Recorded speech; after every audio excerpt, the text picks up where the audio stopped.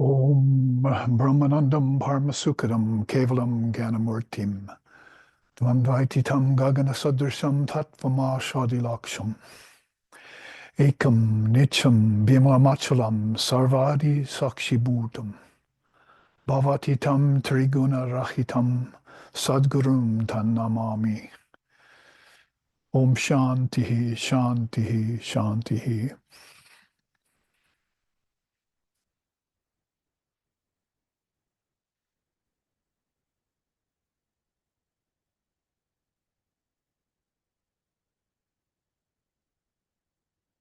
Our eternal salutations to that one who is the essence of life and existence. Our eternal salutations to that one who is beyond good and bad, pleasure and pain, life and death, and all other pairs of opposites. We salute the leader of our souls, through whose grace our ignorance is dispelled. May we go beyond darkness and delusion by that grace and realize the truth in this very life. Om peace, peace, peace. For there shines Brahman. May that Brahman protect us. May Brahman sustain us. And may Brahman illumine our thinking process. May we not find fault with each other, with the teachings, or with the world. And may what we study be a source of inspiration to us eternally. Om peace, peace, peace. May peace be unto us, and may peace be unto all. Om Hari Om, Hari Om, Hari Om Tat Sat.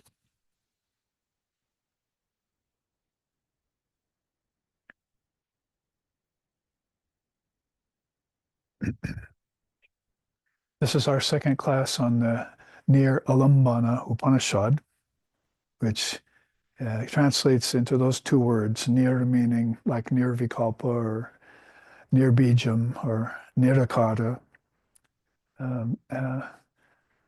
Nirbijam means seedless, and nirvana, of course, is a more familiar word, for instance, in Buddhism. Alambana means that support or foundation for things, but if you put the word near in front of it, then you have no supports. So it's a little bit different than in Samkhya Yoga, where you're listing all these various tattvas are called there.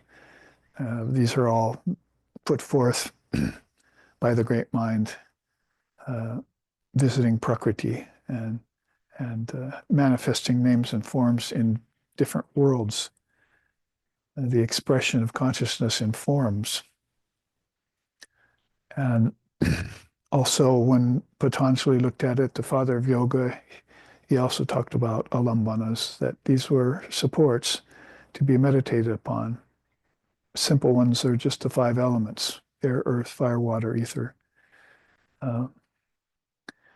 Better said in order: ether, air, fire, water, and earth, because they come out that way from each other and then dissolve back into the source in reverse fashion, Lord Kapila says. And so in Kapila's time, it was meant to list these tattvas, these supports. And then Patanjali looked at the marvelous system of Samkhya Yoga and said, why don't we bring consciousness back to them, not just put them in some categories and say we know them, but concentrate on them, use them as foundations for meditation. It could be that over many hundreds and thousands of years, people have taken for granted the five elements and the five senses, maybe haven't connected them properly or have lost connection between them. And those 10 with the mind. There are also 10 others on the side called tanmatras and gross senses, gross senses. So 24 in all. If Father of Yoga thought at some later date, maybe we need to use these to recall our minds to the essence and nature of these supports that sometimes I like to say consciousness walks along, like on rocks across a river. If it wants to get from one side called formlessness to the other side called with form, or there's those words again, near guna to sa guna, that is without attributes, to the side with attributes, then it's going to take a journey outward from its internal source, and it'll need these stepping stones from causal to subtle to gross. It's listed in Indian philosophy.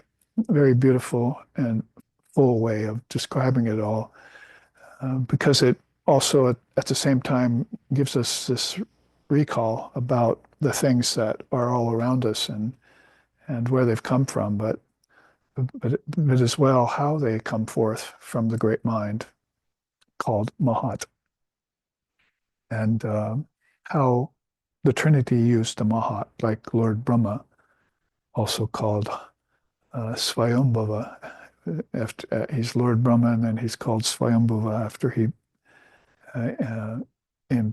infuses consciousness into these various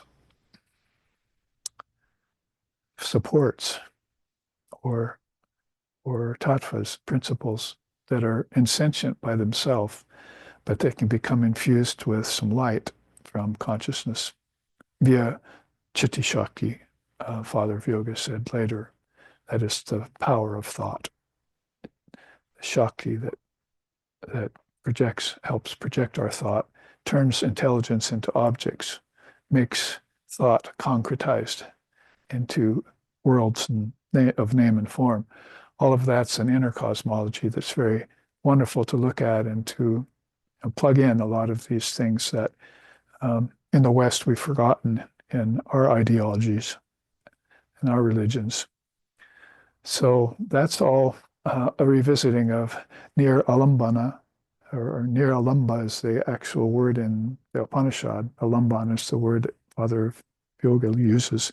So Niralamba Upanishad is talking then in a more advaitic way, just by the title, saying, well, yes, you can talk about your supports and go ahead and recall them, use them for your meditations as foundations, to remember where you are and to bring consciousness into these atmospheres, make them more divine, make them more conscious, make us more mindful, all of that. But we're going to talk to you now about near alambana, where that which needs no supports. So when you're talking about that, you're talking about Brahman and / Atman. The Upanishad poses about 40 questions about it. And we looked at the first 2 or 3 of them, not in full, but in part last week, our first class in this Upanishad. So that we'll go into deeper about that. But the idea, and I also mentioned it last week, is Niralamba, or Niralambana is also a name for Mother Durga.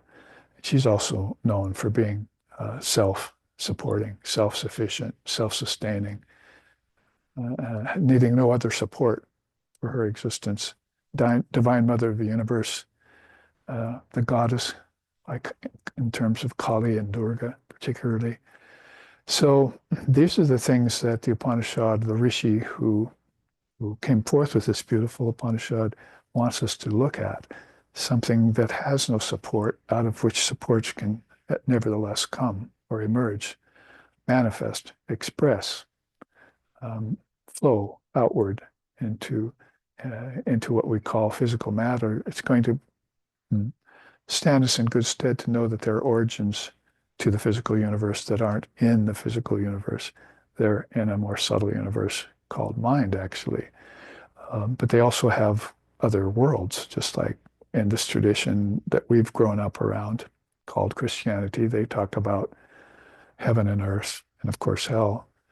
And then you also get those teachings in the Muslim religion, paradise. And in India, you get the birth, life, death, rebirth cycle that in Buddhism you call samsara. So all of these religions have some mention in cases of different levels of vibrating particles, we could say, if you want to appeal to science to try and understand it. If you talked about it in terms of vibrating particles, then you'd want to then, in this vein, look at something that doesn't vibrate. That's the word. We looked at it as the unstruck sound at our seminar weekend before last. And we saw it in the chart last week on Brahman, epithets of Brahman. You remember that? We looked at the unseen seer, the unstruck sound, the inanimate animator, and all of these beautiful epithets for Brahma, not Lord Brahma, but for Brahman, who needs no other support than that. This vast ocean of pure conscious awareness, undifferentiated, infinite, boundless, without borders, limitless, and so forth. You can find a lot of grand words in languages to talk about Brahman, but here he's using a kind of a unique approach, saying that if you want to find it, then don't find it resting on anything. Actually, in Sanskrit, the word lamba also means dressing up. So you don't find him dressing himself up with the supports. He's free of them. He doesn't rest upon them. So that will take you in a whole different direction, is what this rishi is telling us in this Upanishad, is that you begin then to be given permission, if you need it, to meditate on something other than supports or tattvas, principles. Because you see, in this world, everyone's looking at them and making them their focus and making them the way in which they earn their living. Maybe water, you can be an oceanographer. If you're earth, you can be a farmer, so forth. Like air, you can be a weatherman. So you focus in on these various elements and almost to the exclusion of all of the rest. And focus in on that. Focus is good, but then the limitation that comes from focus sometimes is not good. You lose that wider perspective. Oh, that's true in philosophy too, is that you may say, well, that Samkhya system, that's nothing like that ever put out. We salute you, Lord Copula, for doing your homework with the cosmos and cosmologically. And thank you, Lord Patanjali, for also telling us that we can meditate on them. But in the Upanishads, in Advaita Vedanta, and with these 40 questions that they're bringing up here, the rishi is taking you in a different direction. Now let's look at which needs no supports, which exists on its own, without having to rest on anything, without having to even sometimes rejecting coming into the realms of name and form, and remaining free of the river of time, remaining transcendent of the different kinds of ether or space, again, which we know there are 5 of in India. We're only counting 1 here in America, in the West, these days in our science. 5 times of ether. Very beautiful to meditate on. But nonetheless, what's completely free of all of those, even the subtlest of them, or the causal part of them? So that's how I'll reintroduce this Upanishad to you this week, and then to say also that these 40 questions or so that are asked, and specifically about 41, started off with what is Brahman, and then who is God. We marveled at the difference between those two in the Indian mind. Say, well, they'd talk about Brahman, and then isn't Brahman God? No, God is actually, we look at God here in India as Ishvara. It has a form. It has a subtle form out of which all these, say, the avatars come. And in that way, then, we found there was a distinction between formless reality and God with form, saguna again. The third question was, who is the living being? The fourth question is, what is prakriti? What is nature? And when this rishi asks these questions, and you'll read this in the commentaries on this Upanishad if you look into them, The answer for all 41 is the same answer. They're all Brahman. And I was saying last week we could just shut the pages of the book and okay, we have one answer for 40 questions. That makes it easy for me, doesn't it? And I can walk away knowing that all this is Brahman. Of course, knowing that impinges upon realizing it. And realizing it, you need these supportive, to use the word unlike fashion, supportive facts and knowledge, Atmagyan, Brahma Gyan. That is, we were talking about it yesterday at satsang. Basically, you need paravidya, not just aparavidya. So it might be, I said, aparavidya, lower knowledge, it grabs everyone's time. See? But paravidya grabs everyone's attention. When you hear the non-dual truth, you sit still and you're rather in shock. And one of the things that it does is take away one of these more subtle supports called ahamkara, or the ego. All of a sudden, if you hear this from the lips of an illumined perceptor, that stuns you. Like when you first hear it from your guru, you realize, wow, there's a whole wealth of knowledge out there that I wasn't thinking about as I grew up. Whether I came to my guru at birth, which is very rare, or I came to my guru when I was a teenager. In my case, I came to my guru when I was 30 or 50 or 70 at the end of my life. Basically, the whole thing is all of a sudden a revelation that um, you can now hear this uh, you can get rid of the world uh, deluding Maya by the mind transforming Daya. See, basically, Sri Ramakrishna said this great wisdom that the Guru, out of his compassion, gives to you. All the great teachers will give to people. So that might be one of the last alambanas that you'll come upon, the Guru. And he'll support you right on up till the point where you're about to enter into the realm of total realization or full enlightenment, they call it. And then at that point, you probably, if you return to the realms of name and form, then you return with that wisdom that allows you access in both directions. Sanchara and pratisanchara. You can go out with it and you can go back into the source with it, as Kapila says in his Samkhya Yoga Sutras. So in that way, then, last week, we took up the first two and parts of the third question. What is Brahman? Who is God? And who is the living being? I left this chart up here because that's where we ended up, and we can pick up with some sort of continuity by looking at it again. You can see this is how the second question gets explained to us. Who is God? Remember, this is with form. When we talked about Brahman, that was formless. No supports needed. But one of the supports, the greatest support which Brahman will use as it manifests itself into form, will be Ishvara. It'll be one of the highest and deepest and most subtle and refined of all tattvas, of all principles that are in existence. It's conscious, it's intelligent. And here's, of course, where we can draw that sharp but very illuminating distinction between consciousness and matter.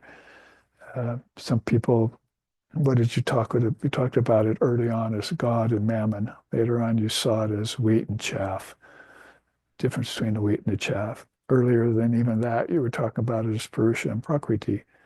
And then you heard about it as Brahman and Shakti. Then you heard about it as Parma Shiva and Parma Shakti. There are all these ways of, and then you heard about it as Prakriti and unmanifested Prakriti, and Mahaprakriti, the mother who holds all of Prakriti within her. So you had all these ways through the ages in which you heard about the sentient principle and the insentient matter. So today, they'd be talking about it as something like spirit and matter would be another two words you could use for it. Because a lot of people, even if they're here in matter, they still have this intuitive feeling that there's spirit, something spiritual to it all. And eventually they'll find that back inside of themselves. That's the whole beauty of it all. So the Upanishad, by asking these 40 questions, is leading us toward that. So if you were to meditate from outside the human body, using the body-mind mechanism, psychophysical being, using the ego and the intelligence that you have, and you're using that, and you're beginning to look inward in your meditation towards that formless reality, then one of the things that you would probably cut to the chase using would be Ishvara. So when you're getting a mantra, for instance, nowadays on your spiritual path, pretty much they're posing that this being that you're meditating on is not just a god or a goddess. It's not maybe even just an avatar. It's Ishvara itself. It's Antaryami, they call it. It's the inner ruler, immortal, seated in your heart. Well, here's what it looks like to the outer eye. If you're an artist that wants to make a rendition of it, say, well, I don't know how I'm going to put all those heads on that were described in the Bhagavad Gita by Arjuna when he saw Krishna take on the cosmic form on the battlefield of Kurukshetra, on and on. But I'll take that and I'll make a good attempt on it. So we looked at that last week, all these different beings that were there. Ganesha was there, Shiva, Vishnu, the Sapta Rishis are represented there, the 7 great rishis. One of them wrote this Upanishad. And then you see the sun and the moon, and you see on the battlefield itself, the gods and the asuras are called. It's hard to call them demons because in India they're not all demonic. They have a mixture of good and bad qualities in them. That's called suras on one side and asuras on the other. And so they're gathering. And then you can see Ishvara right there in the center, in the heart. And since we've just looked at what is Brahman, because he didn't say who is Brahman, he said what is Brahman? What is that with a capital T? Then you see it right there in the center in the heart, all pervasive Brahman, radiating everything outwardly through its divine powers. You could see there. And then at the feet of the Lord, there you could see the famous duo of Sri Krishna and Arjuna.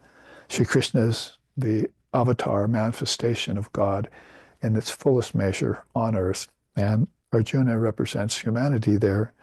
And we already read the Svetasvatara Upanishad last week, but we didn't read the final quote. So this can get us into our class more deeply today, into the questions we want to look at the answers for by reading it. So let's read this beautiful description of Ishvara out of the Svetasvatara Upanishad. Svetasvatara is one of those great rishis who left a family line and passed these teachings on through.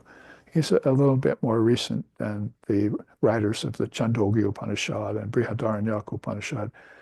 So that means it maybe is a little bit more understandable for us students of Vedanta and Upanishad. When we hear these things, you could hear the appeal when I read it. With hands and feet everywhere, with eyes, heads, and mouths everywhere, with ears everywhere, he exists, pervading everything in the many universes.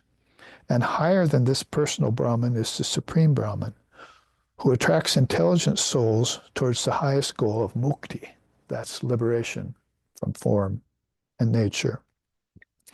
Without feet, it goes everywhere. Without eyes, it sees everything. Without ears, it hears all. Though this impersonable Brahman is changeless, it seemingly grows beyond its own nature to formulate the objective universe. That's actually one of the definitions for Brahman, that which expands. By the grace of the personal God, the aspiring soul becomes free of sorrows, transcends all desires. I know this omnipresent one, who is concealed in the hearts of all beings, and by knowing which, one becomes free of birth and death. Well, can't go to any scripture anywhere in the world outside of India and hear about being free of birth and death. You can hear about going to heaven. You can go hear about going to hell a lot. You can hear about a lot of things, but liberation from the whole shooting match, you don't hear about that in scriptures except in India. So birth, as I was saying, birth, life, death, and rebirth, they see that from a witness standpoint as being a cycle that beings enter and should be able to extract themselves from. That's the transmigrating soul that's doing that. It's the mind-body mechanism that's doing that. But there's a witness to all of it, and Ishvara is the supreme witness to that. So that's how we would say, after asking, what is Brahman? Who is God? They call that sometimes the supreme personality, because it's not just a little ego that's in an individual body. And it's not even the cosmic mind that consists of many gods, demigods, and Trinity and so forth. It's a doorway from the highest rendering of God the human mind can comprehend into the formless reality. So here is what it means. With hands and feet everywhere, eyes, heads, mouths everywhere, ears everywhere, pervading everything, that's the Ishvara. But when you come to the supportless, they describe it this way. Without feet, it goes everywhere. Without eyes, it sees everything. Without ears, it hears all. You see? So all of a sudden, it's not connected to the senses. It's behind them. It uses them without being them. So this is a very fine distinction to make. And again, you won't find it, and even in many Upanishads in India, this clear distinction between God with form and God beyond form. And you can see why Sri Ramakrishna Paramahamsa was very enamored with that beautiful truth or principle, verity in the Upanishads. And then he brought it here, and this as an incarnation, avatar of this particular age, and started asking everyone he ran into when he was in Calcutta and became a temple priest. His students started coming to him. Well, what do you think? Is God with form or beyond form? Nobody before that had even really mentioned it. To them, it was just all form, and God was somewhere in heaven. But to India and to rishis, heaven was inside of you, so it had to be with form too. And when you visited it, whether it be in dream or in beatific vision, if you want to call it that, you saw things that were with form. Heaven had a form. Angels had forms. You couldn't go there and call them formless. If you managed to get beyond form, and then you found emptiness. So there was a tripping stone in philosophy along the way. And some darshanas of India ran into it and had to tussle with it, like one or two schools of Buddhism. Oh, we found the emptiness. Now there's nothing here. I think this is where I want to conclude my search. So I will give up samsara and I'll just go into emptiness, shunyata. But then punyata came to the fore. So when you got rid of everything that was in the way of your inner sight, then everything was you were beginning to see the Niralamba. You're beginning to see that which had no supports. Your eye had not adjusted to it. First of all, these eyes couldn't see it, so you had to shut them down in meditation. Later on, this eye opened, and you couldn't quite see that without supports. You could still only see that it had seeds, deep sleep kind of seeds. So you weren't acclimatized with this inner eye of wisdom, the jnana chakshu, to seeing the infinitude of Brahman, which was full of everything. It contained everything in it that had form. It went into formless form, and then it went into absolute formlessness with a capital F. You saw nature, then you saw nature in its seeds, and then you saw which was beyond nature when you gained which both Kapila and Patanjali called Koivaya. You see, isolating myself from all of nature. Everything that had form, everything that wanted to produce a form, everything that had a tendency to lean toward form, I finally got free and isolated, koivalya, myself from it. And then I found out that it was all within me. And so some special spiritual disciplines were needed to do that. So when you read the Svetashvatara Upanishad, it's not that many pages and that many slokas, you'll come upon beautiful descriptions like this. You'll have to use a little bit of your discriminating power that this rishi is telling you about, of the Niralamba Upanishad. Make sure that you're asking the question, what is Brahman and who is God? Because the what doesn't have a personality, but God does. And that's the supreme personality you're talking about there. And now you have the full picture. Ishvara had to come from somewhere too. The Trinity had to come from somewhere too. And so when they, at the end of their long lifetime, what is it, 100,000 years is one day of Brahma, Lord Brahma, and another 100,000 years is one night of Lord Brahma. So after their long many yuga lifetime, they'll turn dissolve back into that formless Brahman, just like hailstones into an ocean or icebergs into the sea, and they melt. So all of these beautiful and very inspiring, elevating thoughts come to us as we take up an Upanishad. Let's look at another Ishvara chart so that we can put a little bit of a defining point on it. And that's called these 4 parts and 8 glories of Ishvara. This also clarifies the distinction that Ishvara has form, no matter how subtle or even causal it might be.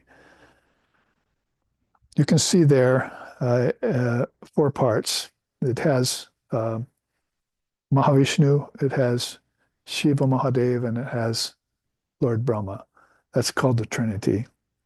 And one is engaged in sustaining the worlds, one is engaged in withdrawing the worlds, and one is engaged in projecting the worlds.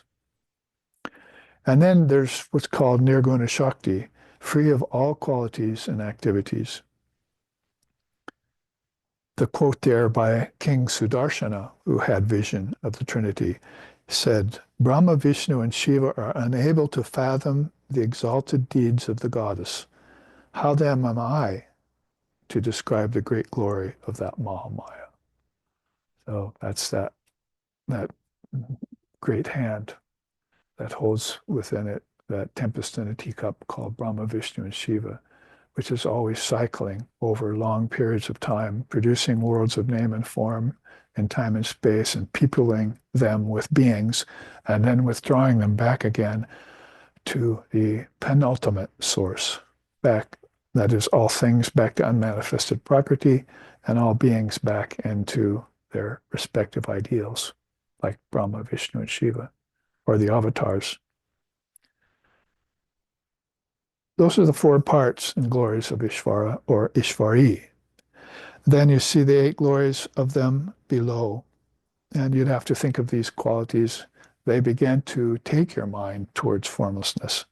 Omniscient, Kavim, Puranam, timeless, ancient. The Puranas were called ancient scriptures. Anushashitaram is the sovereign ruler. This is all describing in words that we can best select from Sanskrit and English these glories of Ishvara. Anaranian, one of my favorite, infinitesimal or subtlemost. It's subtler than the subtle. Adityavarnam, effulgent like the sun. And you also call it self-radiant, self-luminous, they call it. It's like the sun doesn't have to borrow light from anywhere. That's how they describe Ishvara. So it has its own light within. This is why it begins to look free of foundations toward the formless. Achintya rupam, of inconceivable form. Tamasaha parastat, beyond all darkness. And of course, that's right out of the Svetashvatara Upanishad. Uh, May we go beyond all darkness, it says. And Sarvasya Dataram, supporter of all beings. As Sri Krishna says, he should know, being one of the great avatars, quote, let the mind not want for anything else, but rather meditate on the Supreme Self. For that one who remembers Ishvara's glories reaches the goal. They will get the double benefit of Ishvara's feet and all that grace that comes from God with form at the highest reckoning. It will also get the doorway into formless reality. If it should want to exit the realms of name and form and time and space and merge with the beloved. Some people want to keep the beloved separate so that they can worship, love, and interact with the beloved.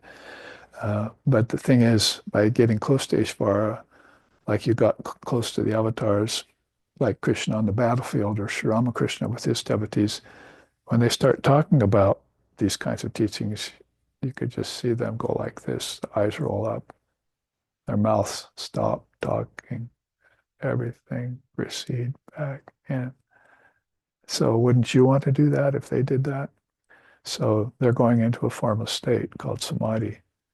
You don't just want to sit there and watch that and say, come back, don't leave me. See, but you're going to want to actually emulate that. If they're doing it, then, and they come out so blissful, then you want to experience that bliss. That's called being sugar rather than just tasting sugar.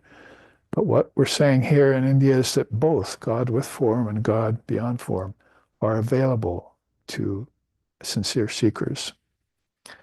What else can we say before we leave this question? Let's see here. What I've brought along with us, which may be interesting to entertain. Oh yes, one more here, because this kind of ushers us into the third question. Who is the Supreme Self? I'm sorry, that's number 5. Number 3 is who is the living being? And remember, immediately, I've already given you all the answers. So as soon as I ask the question, who is the living being? You're going to say Brahman. So that's going to be the cut to the chase answer. Then why is it that we have the living being as a separate entity? And how can we meld that or merge that back into ultimate reality? By seeing it as the Atman, which is that number 5 question that I already let the cat out of the bag about. So who is the living being is, as far as the Upanishad is concerned, is Brahman worshiping Brahman. So in this chart, you can see, and let me call up my chart, my copy here, so I can share it with you nicely. You can see this human soul represented by the woman who's holding the garland in which she's going to place over the head of Ishvara. You can see it. Now we have Ishvara inclusive of the embodied being and their relationship. So this is the beauty of Bhakti Yoga. It's the beauty of adoration and devotion and love. Most people don't want that taken out of their religion. Some people want that to be the sum total of their religion. But in Vedanta, we're looking at a combination of these two ideals of form and formlessness. And so when we look at formlessness in terms of the living being, if it is going to merge into the formless reality, there's no way it can if it can't dissolve its mind with its heart. To love it is to know it. So you start with knowledge, you see, and you become, that softens the encrusted mind, and it opens the petulant heart, you see, the brooding heart, and it begins to then approach the beauty of Ishvara with an idea of merging with it. When you see something that grand and that beautiful, as compared to the state your mind was in before you saw it, in most cases, then you go for it to merge with it. Bowing and touching the feet is one sign of that. You see that in India happens. It's very beautiful, called pranam, where you take the Guru's feet. Really, that is the first act of merging with this high being.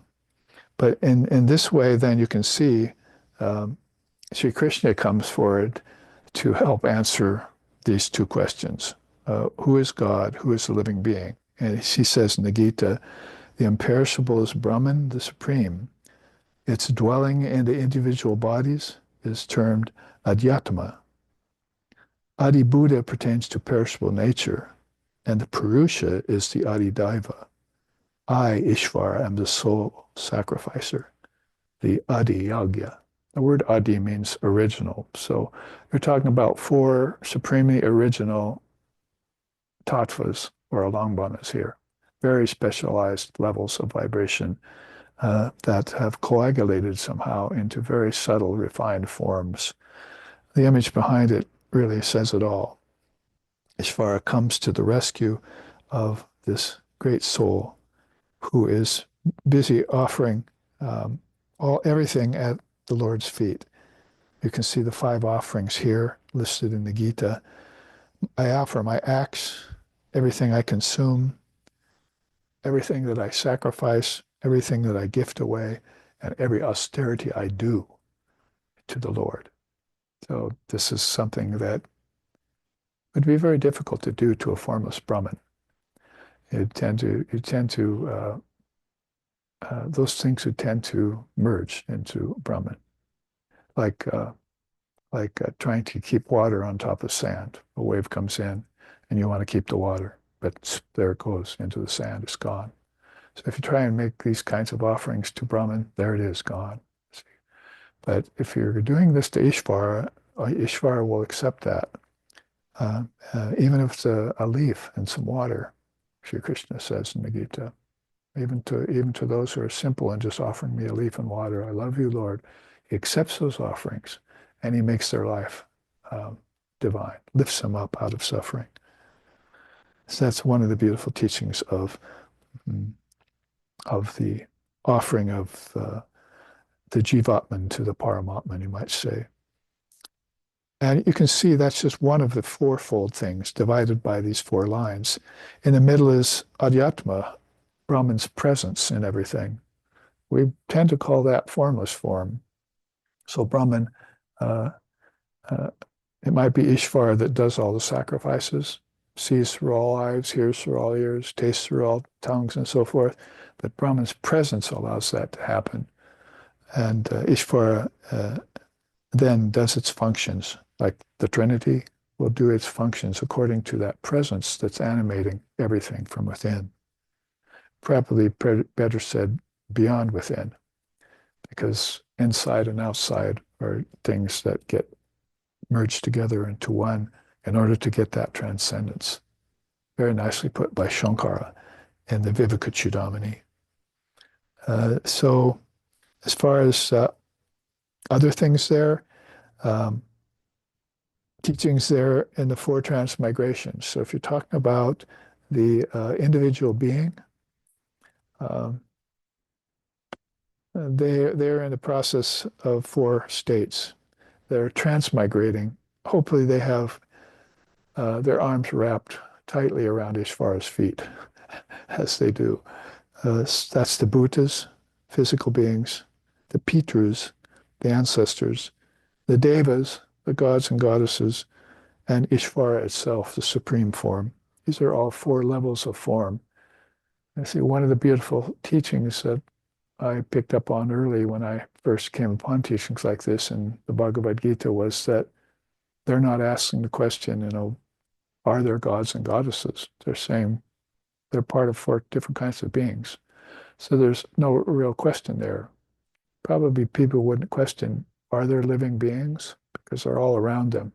But they'll question anything that doesn't have a form that they can't see with their 5 senses. Those are the gods and goddesses. So this is one way of sharing with people, and maybe even teaching people who aren't aware of anything beyond physical matter, that deep within all beings there's this this this uh, pantheon, levels of existence where different beings are dwelling. Like with your ancestors, the Pitrus. Why do you still feel them after they pass away? You still remember them. They still visit your dreams. You go to their graveyard and offer flowers and so forth. So all of these are signs of the fact that they still exist. Or maybe then you should start thinking, like India does, everything exists all the time. It's just a matter of whether it's in form or not. So when it leaves form, it exists in its formless essence. So that's how you can look at Bhutas, Pitras, and Devas and Devis, and Ishvara itself. Sometimes they add a fifth one in there. The Bhutas also mean animals and plants. So you're supposed to sacrifice to them. So this is all based, and the beautiful thing about it, it's all based upon these exist. It's not based upon do these exist. This makes you a participant in your spiritual life, not a doubter or an internal questioner. That's always the way I've thought about it. When I read something like that, they're not questioning whether the ancestors don't exist anymore or whether gods and gods exist. They're saying they do exist and they're a part of all the living beings that are in consciousness. They're eternal. I was reading beautiful Sufi hymns and teachings today and yesterday from Judaism. They're all talking about that. They're all talking about these beings that are within them, and they still exist, and how they still get messages from them to read out here on Earth. They still have their mind looking back inside to these subtler forms. They haven't gone away. They've just abandoned outer form, but they're still in existence. And how do you see that? There are three ways of clear seeing there. Perceiving reality in the dying and the undying would be how what I was just saying would be another philosophical way of putting it, right? You're not just saying, oh, I see reality in those who are in the body, but I see reality in those who left the body too. So you see that one reality in those who are living and in those who have already passed. And so it's not a matter of a lifetime ends and then there's no existence for the soul. The soul is eternal throughout both phases. Nonetheless, it would be good to keep in mind, as Krishna says here, perceive the supreme goal. And Lord Buddha said the same. There are lots of goals you can attain in religion and in spiritual life, but there's only one supreme goal, paragatam. That's what everyone has to keep in mind. And so that it will be a matter of riding form until it no longer exists and it goes into formlessness. And it's not much different really than you going to sleep tonight. Oh, I'm here, my shoulder itches, I'm hot, I think I'll take the covers down. I'm thirsty, maybe I should get up and take a drink of water. Where's the bathroom? And so forth. You're sitting there, and then you fall asleep and none of that exists anymore. You go back into your subtle form. And so it's just like that. It's like um, easily merging everything that's external back into the internal. And there's a place in the internal where your dreams will stop because the connection, as Gaudapada says, between waking and dreaming is between the solid and the subtle. But those two one has come out of the other. And then it starts to go back into the other. The gross disappears back into the subtle cause in your mind. But that effect has another cause back inside of your deep sleep state, where all the seeds are. And so you step back 1, 2, 3. In a 12-hour period, basically, you take 3 steps back to the seeds of everything that you are. And some souls can then, and even souls who aren't fully enlightened or illumined then, have an experience of the light there. I saw the light. Swami Vivekananda said to Sri Ramakrishna when he saw him for the first time in their lifetime. I walked around seeing the light all the time since I was a boy. It was like right up here, and I would look up at it and I would just see it.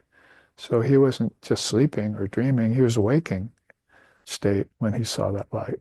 And it went with him all the time. And the Holy Mother said when she was a little girl, four goddesses went with her everywhere. Her parents kind of laughed, like parents will. And, and she would say, who are those four women that come to me every time I come out the door and walk with me to school? Oh, oh, really? So pretty soon they didn't come to her door anymore. But she said when she went out the door as a little girl, these four goddesses would come up and walk with her to school and walk her home. So, I mean, it's not only just seeing the formless light, it's seeing God with form and the gods and goddesses and the ancestors that come back. Somebody told me yesterday they were in a hospital. They were having a CAT scan going through that tube. And Sri Ramakrishna came and just was there with them the whole time inside the tube. And then when the procedure was over, he went away. I saw him with my own eyes. So these beings can visit you if you're open and receptive to it, and particularly if you're in a state of worship, that purifies the mind and makes it more receptive to these visitations. Visitations of consciousness with form, in form, from the formless reality.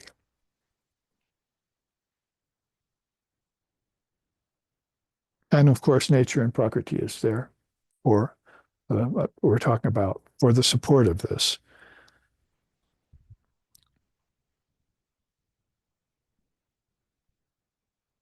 So this is a way of, like I say, segueing from the Ishvara to the living being. First three questions then, what is Brahman, who is God, and who is the living being? Let's look more at who is the living being by looking at this gradated chart.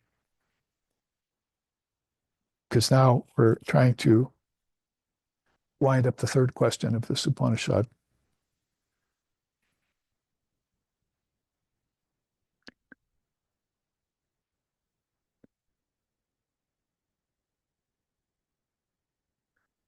I'll give you the rishis rundown of it. The living being is the jiva, is the one who, through false superimposition, affirms, I am gross, due to name and form of Brahma, Vishnu, Indra, etc. So the jiva thinks. Though I am one, due to the differences of the causes that originate the body, the jivas are many.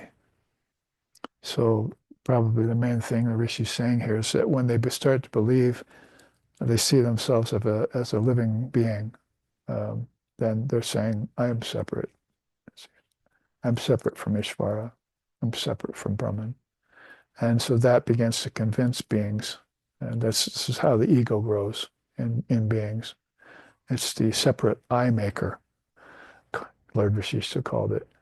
And so if they come out from their true nature and they go through these various levels of solidification down to earth, from the highest level, start vibrating, they start saying, I am gross. I am now matter, is what that means to say.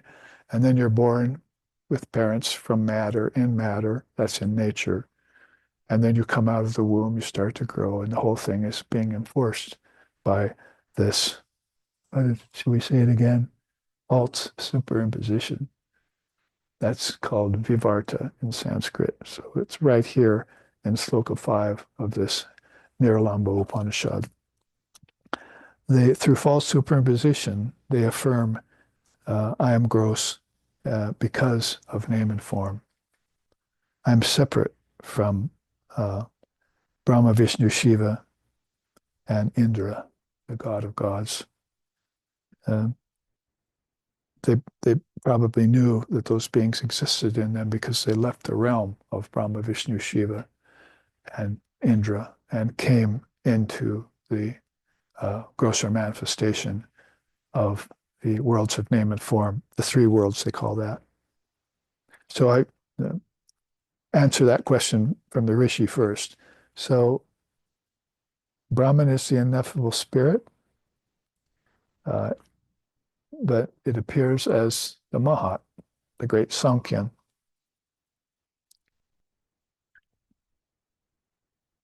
It is full of all powers without beginning and end, bespoken as good, pure, quiescent, and unqualified.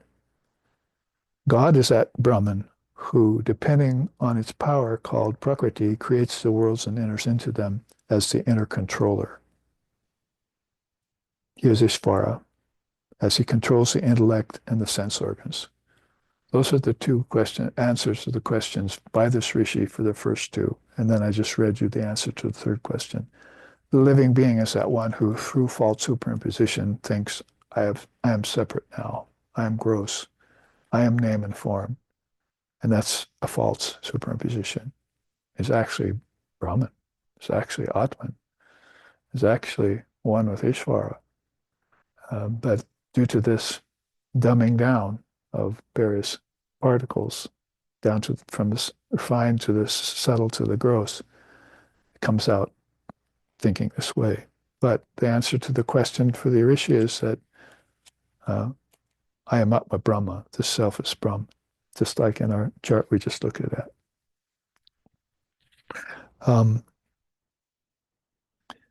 This might help explain this early chart I created by phases of a soul and relativity.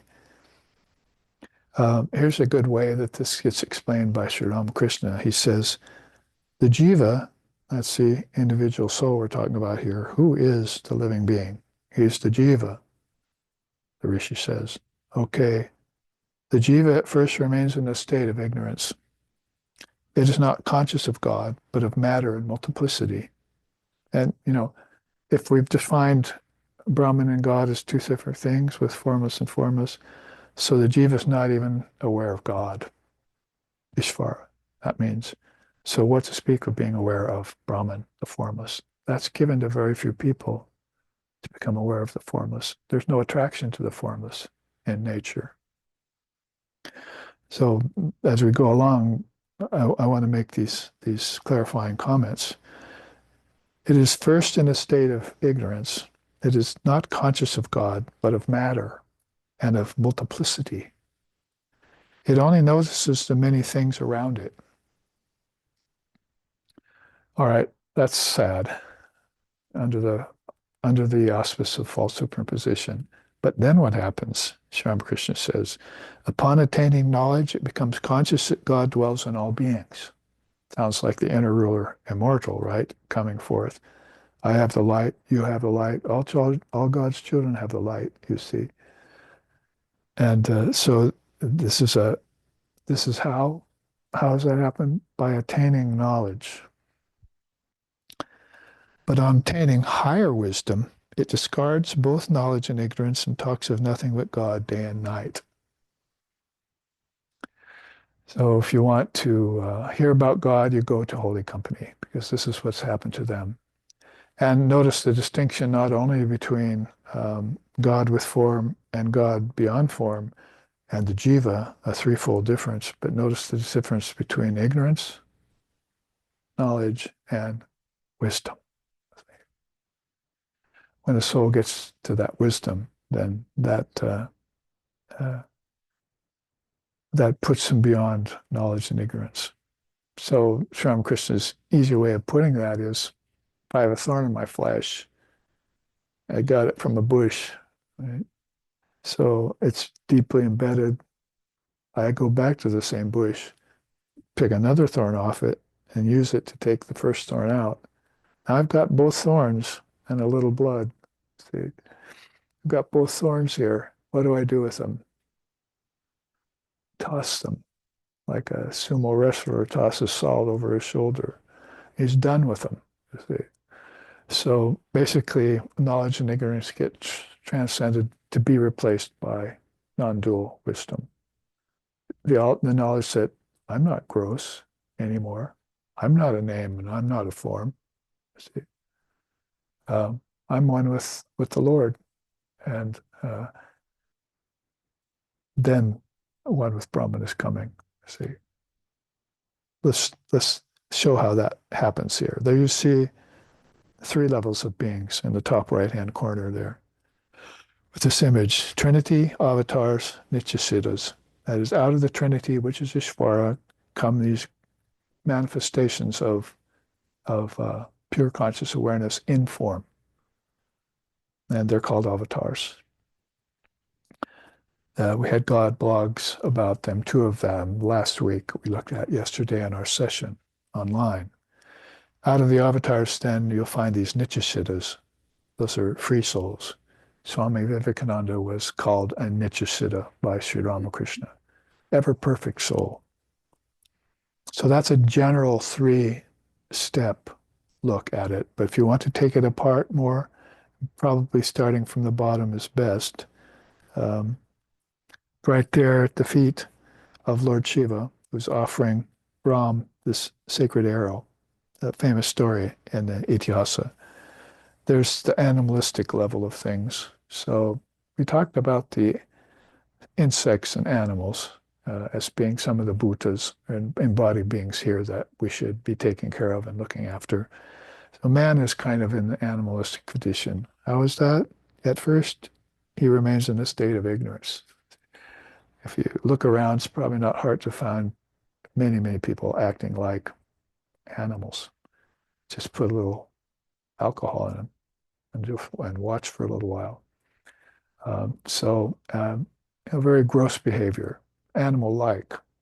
They haven't been taught that they're divine, that they have a soul, and there are more refined levels of consciousness for them to undertake, to bring out of them, like gold out of rivers, like oil out of sesame seeds. There's something subtle to them. They have to first start to think, oh, maybe God is in everything. You see, that's the next step. So for an animalistic, you see the arrow pointing to gross. Then from animalistic, they may go on to another gross level of thinking, which is ignorance itself. I'm the body, and I'm born in nature, die in nature. Those kinds of things are ignorant thoughts. And then you can see they begin to take on a little bit of apara vidya. And that's what causes the distinction between ignorant people and worldly people. Worldly people have a vocation. Worldly people have secular knowledge, and they're making their money with that and so forth. And then amongst that, that's called a primal level of consciousness. And then the next step for them would be to become intelligent. Amongst the worldly, some people distinguish themselves, and they become scientists, and they become scholars, and they become priests, and that's really called being more intelligent and doing wiser things with their lives. That, on this graph up the middle, is a vital level of things. They're beginning to understand prana, that there's an intelligent life force in them. It'll take a while for them to find the mother of intelligence and the mother of vitality, and move from intellectual thinking energy to prana and psychic prana. And that's what's coming here as we go further along this graph. From the intelligent realm, if they can make that jump or leap of faith, they call it, then they become religious. It's a matter of whether or not that religion is of a more conventional level, as to whether or not they're going to begin to seek the kingdoms of heaven within them. And that's where you'll start seeing your ancestors, where they've gone. That's where you'll start believing in the angels, the gods, the devas, and so forth within you, is that you begin to get permission in religion to take on that level of subtler thinking that we're calling here ethereal. Ethereal means there's still some sort of occult flavor to it. So it can be also tripping point. in people's inner evolution. It's really pretty much about inner evolution, right? Phases of the soul and relativity. They're working their consciousness out of gross thinking to finer thinking, to refined thinking, to subtle thinking, to causal thinking, to beyond thinking. That's basically what's happening here. So you can see the next level, because religious still connects to that risk of ethereal kind of heavenly things, occult things, is to spiritually awaken. That's what the teachers of India that are teaching beautiful uh, darshanas, ways of thinking today, are most interested right now in seeing. The focus is on, can we awaken them spiritually? There's much beyond just awakening. So, and some of these beings have seen that and they own it, they possess it. But to awaken them spiritually would be the first thing. We can get them moving back towards this inner trajectory that's beginning to look more like celestial rather than ethereal. At that point, then, it might even be possible for beings to see beyond heaven. The same Svetashvatara Upanisad that we've been looking at says that in its early slokas. Is that basically we saw that through worshiping God, we had to eventually go beyond the heaven aspiring senses. So the heaven aspiring senses work in right there. You hear about heaven in religion. You don't hear about that in science or back with your family, worldly family. That's just a pipe dream. You start hearing about heaven in religion. And so that's about the time when, if you spiritually awaken, if you can spend less time in the conventional runs of religion, and you have a touch of a great soul, whether it be an actual touch, like Sri Ramakrishna said, "Oh, mother, it takes too much time to waken them up. Can I do it with a touch?" he asked her. So he could actually touch certain beings, like he did Narendra, who became Swami Vivekananda after that touch. So in that way, then, if you find a person that's got the samskaras for it, you can work with them, and you can awaken them spiritually. So that's a great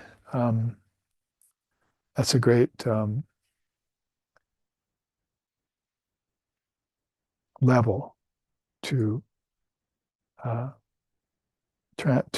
transcend to that level. But look what's beyond it there. I mean, spiritual awakening is a kind of celestial level, but to go beyond the heaven aspiring senses, you see what's called a spiritual practitioner. And there's, of course, a great difference between someone who practices the truth stated in the scriptures and one who just reads the truth and leaves it at that, maybe makes their living on it. And so that's the more cosmic level. So we've gone from the gross to the primal to the vital to the ethereal to the celestial to the cosmic in consciousness. And we're about ready to receive that arrow from Lord Shiva, self-directing arrow, as Ramprasad sings, which goes straight to the heart of the matter. So if you're practicing hard enough, long enough, you become an adept at spiritual life. That's the next level. It's called from cosmic to divine. From the spiritual adept to the spiritual master is called from the divine to the universal. And a past master is a nice level to cite too, as there are beings like Sri Ramakrishna and like the avatars shown right there in the picture, who have become past masters. They've entered realization of the superconscious level of things. And so they go up and down the amber stairs of birth and death, taking forms and giving them up as easy as a child puts on clothes and outgrows them and puts on new sets, as is said by Sri Krishna. It's really a quick study, and that encompasses what the whole chart, what we just said. But let's read the quote from Sri Ramakrishna Paramahamsa. He says, "There's a great accumulation of God in man than in other creatures. God is born as man for the purpose of sporting as man. He is called Narayan. Ramakrishna and Chaitanya are examples of this. By meditating on the divine incarnation of God, one meditates on God itself. If God can manifest through the image, then why not through man?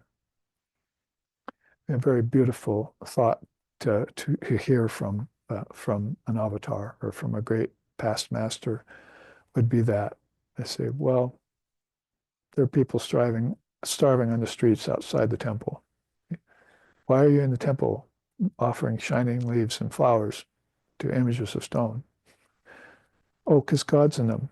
Oh, well, very good, but isn't God also a living human being outside in the gutter, starving, thirsty, hungry, suffering?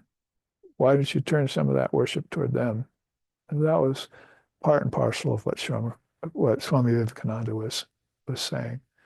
And there have been other people in other religions that have made that jump too, to actually turn back and help mankind. Om Namo Narayanaya. Every time I get a letter from a Swami of the Ramakrishna order, they start with that usually.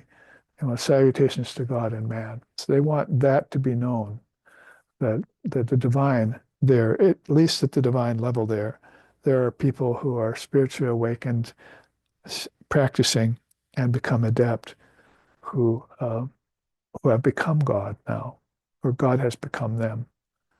They've put on the overcoat of divinity, and they wear it now, and it protects them, and it introduces them to higher and higher levels of consciousness.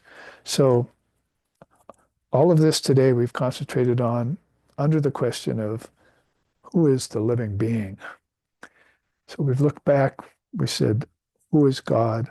What is Brahman? Who is God? And who is the living being? And basically, that living being is the Atman. And that's sung quite well about Swami Vivekananda too, in some of the hymns, when they put that about the Atman, mankind being the Atman.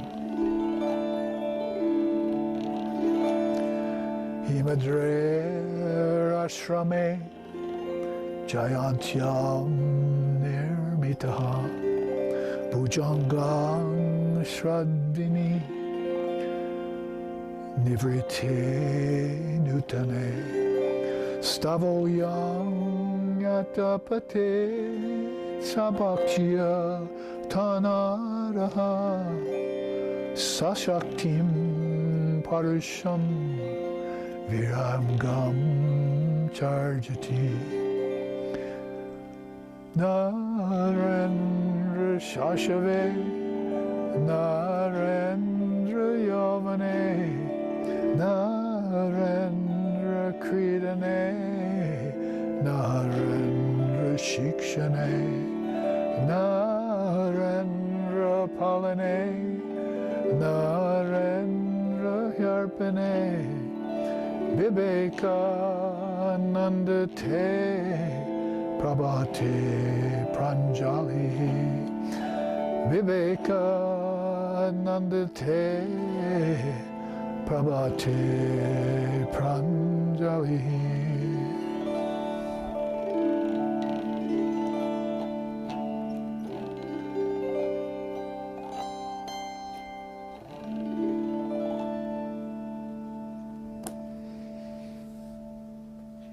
One verse out of Vivekananda Pranjali, written by a more contemporary Swami, looking back on Vivekananda's exemplary life. In this verse he says, to all those who would attain freedom and realize the Atman, the living being, realize the Atman, we encourage the chanting of this hymn, composed in a sacred Himalayan mountain retreat, like the one we're going to soon. Devoted recitation of these verses on Swami Vivekananda imbues one with physical vigor, mental strength, and spiritual power, and increases discrimination and detachment. For in this brilliant dawn of collective awakening of all beings to higher truth, we offer Narendranath, Swami Vivekananda, the leader of our souls, our eternal salutations. Vivekananda te prabhate pranjali. Many hymns have come out of Ramakrishna order and various beings, both lay and monastic, to these great beings that SRV is named after, Sharda, Ramakrishna, and Vivekananda. And so we take time to sing them whenever we can. And as we work our way through this Upanishad, because many of the other questions can go by rather quickly, shall I just give you a little peek? Who is Brahma? Who is Vishnu? Who is Rudra? And basically, we kind of already saw that when we studied Ishvara. Who is the sun? Who is the moon? That they mean, basically the gods, Surya and Chandra. Who are demons? Who are evil spirits? They're going to make some differentiation there between the two. Who are men? Who are women? Who are animals? And then that's up to question 18. And then 19 starts in a new direction. What is it that is immobile? And then who are the brahmanas? What is a caste? What is a deed? What is a non-deed? Then karma starts to be taken up. What is knowledge and what is ignorance? What is pain? What is pleasure? What is heaven and what is hell? And one of my favorites, what is bondage and what is liberation? What is it that is to be adored? Who is the disciple and who is the guru? Now they're entering into a very deep level of this. When you get a lot of what wasn't said when we went up these graphs was the meeting of the disciple with the teacher. Who is the sage? And then after the devotee, the guru, and the sage, who is deluded? Those beings that turn away from holy company. And then who is demonic? Those beings who have become worse than worldly and have just really gone back to animalistic behavior. What is austerity toward the end?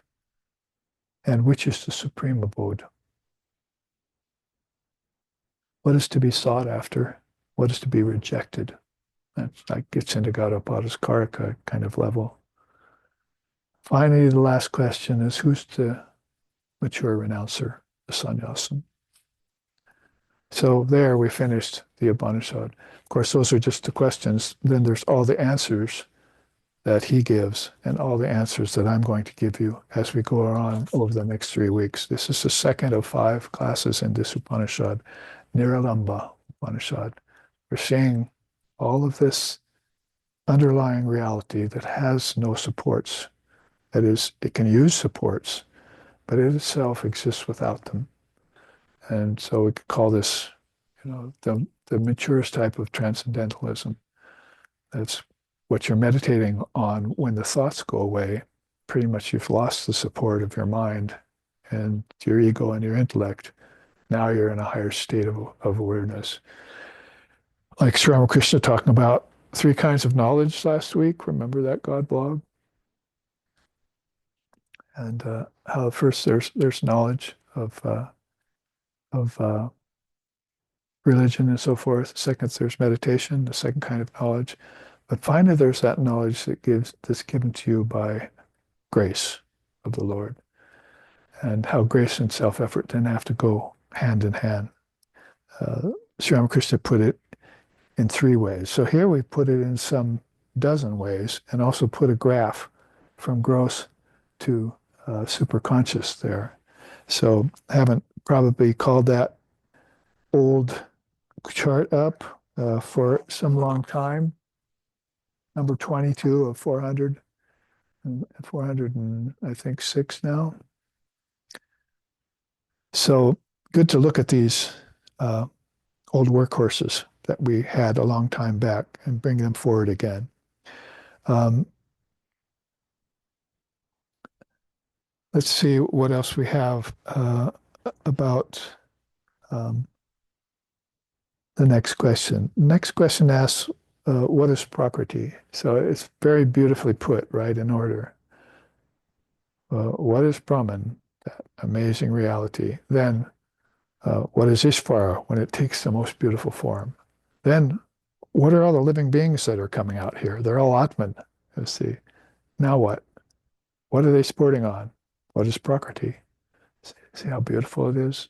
It's like a fast forward or a zipped up more composite of Lord Samkhya's, Lord Kapila Samkhya. Just let's put this right down here right away and ask these 4 questions. So in the remaining time, I'd like to go through, just a few minutes, go through this chart of Nirguna and Saguna. As we have Niralamba Upanisad, which without supports. So Nirguna is going to be, well, we don't see any signs of any of those supports there in Brahman. That's divine reality of a non-dual kind, beyond thought and beyond intellection, beyond concept. It's even beyond the word, as I was reading about a lot the last 2 works, the last 2 days. I'm trying to look for mentions of the word in different religious traditions. But another thing that it's going to be beyond is ignorance, knowledge, and wisdom. There's a lot of triputis that get brought in here as teachings that is something that the soul has to traverse inwardly. And then when it gets to these higher levels of consciousness and awareness, it no longer becomes a problem to think about going beyond knowledge and ignorance, even going beyond wisdom. That's where the attraction of the Lord takes over. That's what Sri Ramakrishna called Yoga Maya.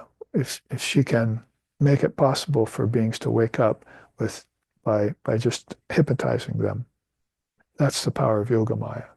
So he was sporting in forms. He saw visions of Radha and Krishna. He saw visions of Shiva and Parvati. Saw a vision of Hanuman. Saw a vision of Jesus, baby Jesus. Then he had his fill of all these great visions. And then one day he said to the mother, because she was his guide in all this, is there any place or anywhere where no divisions exist? Because I can have concourse or darshan with these great forms, but then I go away, and I lose the vision and they're gone. Is there a place where there's no divisions between me and them? And so then she took on the form of Yogamaya and took him and showed him the absolute reality. He called it Satchidananda. So absolute Sat, truth. That's maybe what you'll get to beyond ignorance, knowledge, wisdom. What's next? Truth. And Chid, Satchidananda, Chid would be this awareness, pure consciousness, where you could see how consciousness is realized at a higher level. Remember, it's not the consciousness that's changing in these people. That's always one Brahman, one indivisible Brahman. It's their ability to perceive that consciousness at different levels and leave behind that which needs to be put behind me, as Jesus said. So that's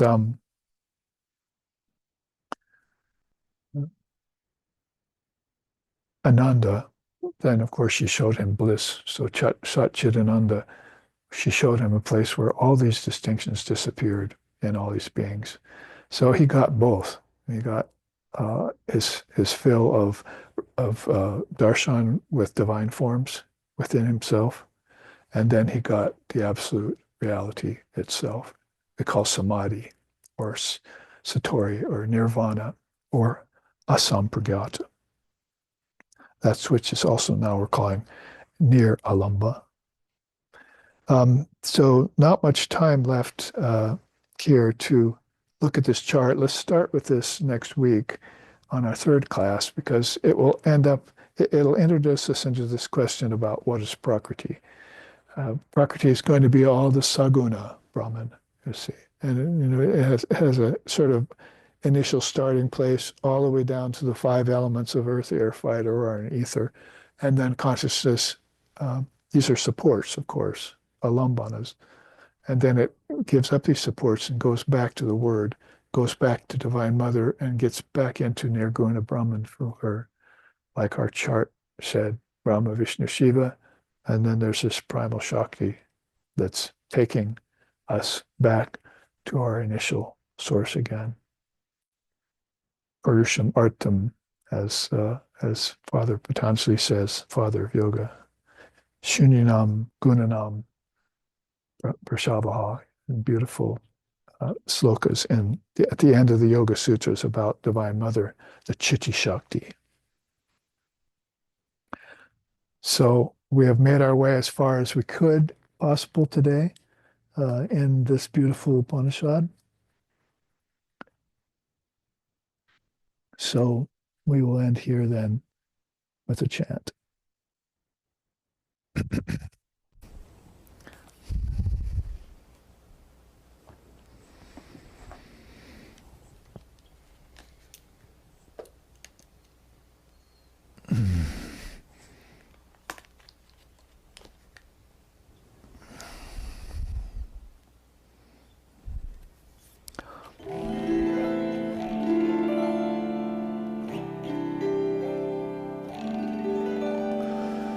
Raghupati Raghava Rajaram Patita Pavana Sitaram Jaya Raghupati Raghava Rajaram Patita Pavana Sitaram Sitaram Jaya Sitaram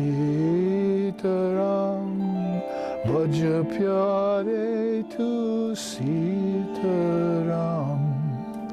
Sitaram Jaya Sitaram Bhaja Pyare Tu Sitaram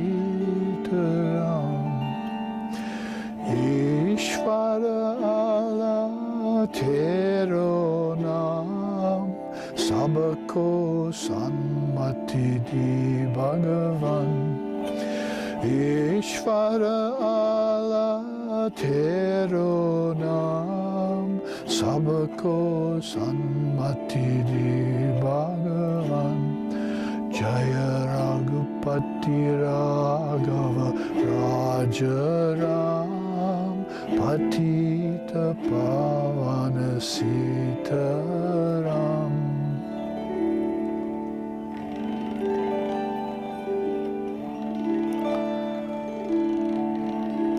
Om Jananim Shadradam Devim Ramakrishnam Jagadgurum Pado Padme Toye Shritva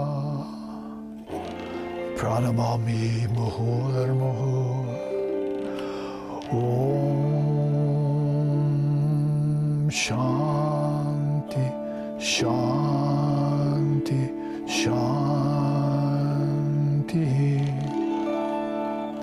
Hari Om Tat Sat